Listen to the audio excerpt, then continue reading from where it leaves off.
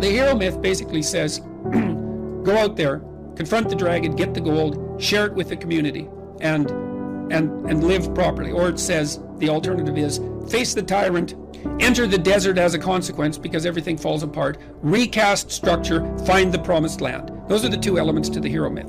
And that's divine. It's the closest thing to divine that we know. You might say, well, what happens if you follow the divine path?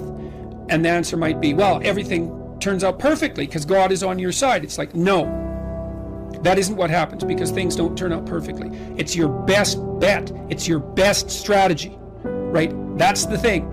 And, dragons wouldn't be dragons if they couldn't eat you.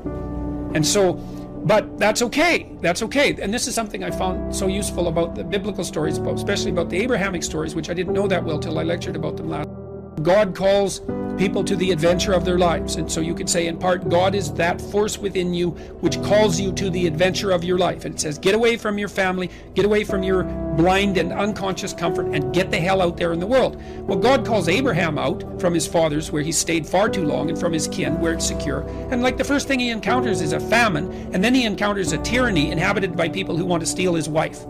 It's like you think, well, Abraham should have just stayed in bed and ignored God, obviously. Well, that isn't how it is. It's like we're built for struggle, us human beings. You're not after the bubbles of bliss that Dostoevsky described in Notes from Underground. We're built to contend with the world. We're built to contend with reality. You want a challenge, and the best way that you can take on a challenge, because a challenge fortifies you. So you don't want to be secure, you want to be strong. And you get strong by taking on optimal challenges. And so you lay out your destiny in the world, and you take the slings and arrows of fate, and you make yourself stronger while you're doing so. And you might fail, and fortune might do you in, but it's your best bet. And people that have extracted unbelievable successes out of catastrophic failures. And I'm not saying that in a naive way. I know perfectly well what happens to people. You're doing fine in life, and then you get cancer, and then 6 months later you're dead. And all the heroism in the world isn't going to save you at that point. But that's not the point. That's not the point.